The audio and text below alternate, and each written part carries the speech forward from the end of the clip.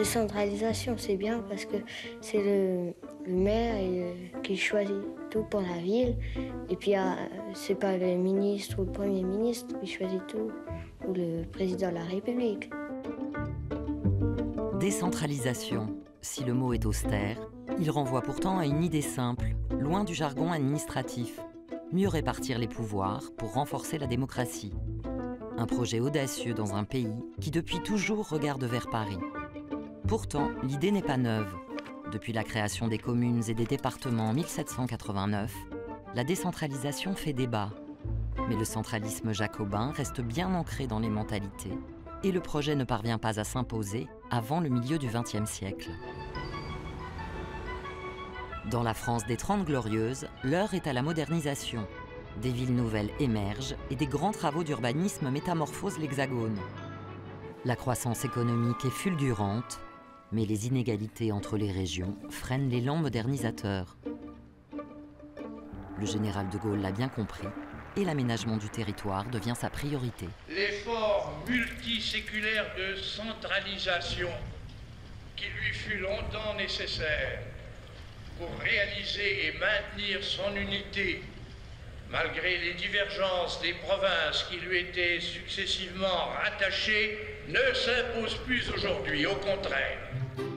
Mais le pouvoir central n'est pas partagé ni mieux réparti, il ne fait que se déplacer. Après mai 1968, puis le départ du général de Gaulle, les mentalités évoluent et les vieilles idées centralisatrices commencent à prendre la poussière. Un nouveau sujet de société émerge, l'identité locale.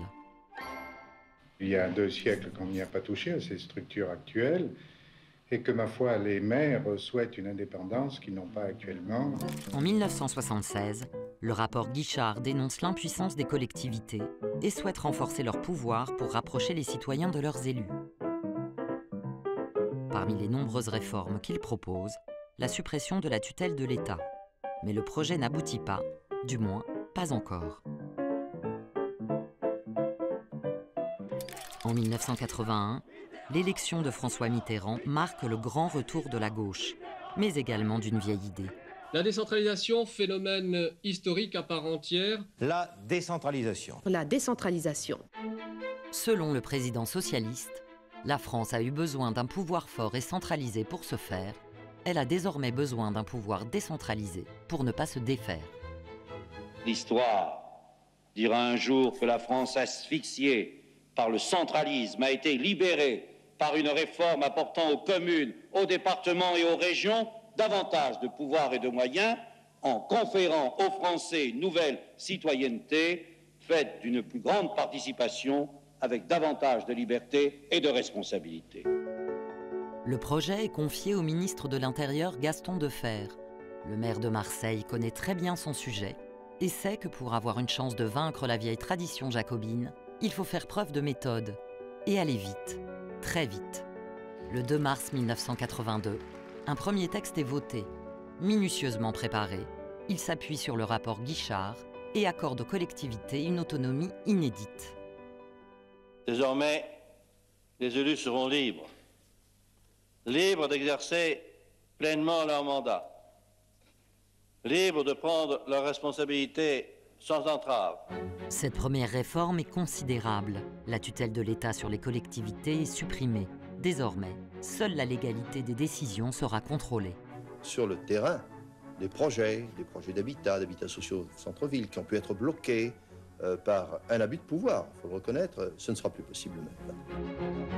Cette première loi, qui met en place les conditions irréversibles de la décentralisation, est bientôt complétée par un ensemble législatif exceptionnel. C'est une rupture considérable dans la vie politique française. Action sociale, gestion des collèges, construction des lycées, urbanisme. De nouvelles compétences sont attribuées aux élus locaux, désormais responsabilisés. L'efficacité publique est décuplée au service d'une véritable démocratie de proximité. Ce projet, je crois que M. Gaston Defferre, ministre de l'Intérieur, l'a qualifié de révolution pacifique. Si la décentralisation n'est plus vraiment un débat de fond, une question cruciale reste en suspens. Nous avons toujours dit dans notre langage que les maires, eux, ils avaient tous des idées. Il leur manquait qu'une chose, c'était les moyens. Après 2 siècles de débats, la décentralisation n'est plus jamais remise en cause. En 2003, elle est même inscrite dans la Constitution. Mais au fil des années, la décentralisation perd de sa substance politique pour devenir synonyme de rationalisation. En visant l'efficacité administrative, cette conception brouille le projet émancipateur qu'il avait pourtant façonné. Si nous avons des régions élargies, on aura surtout affaire à des fonctionnaires. Les orientations de la loi NOTRe, accentuées par les politiques de restriction des budgets locaux, entravent le développement des territoires les plus fragiles. Les charges augmentent et les dotations baissent. Donc au milieu, il y a le citoyen. L'État me demande très clairement d'aller chercher dans la poche du contribuable ce qui va manquer pour boucler le budget. Il y a un effet de ciseau qui fait que beaucoup de communes se sentent étranglées. Or, depuis 2018, la succession de crises économiques, sociales, sanitaires, écologiques a démontré le rôle essentiel de la commune. La légitimité démocratique est celle du maire. C'est l'élu qui a la confiance majoritaire des Français, d'ailleurs le seul. C'est l'élu que j'appelle à porter dans le gueulade, c'est-à-dire dont les citoyens qui ont besoin de contact, ils s'adressent à lui. Les lois de fer ont 40 ans. Face aux défis de notre monde globalisé et à l'immense besoin de proximité, elles sont un legs majeur et plus moderne que jamais.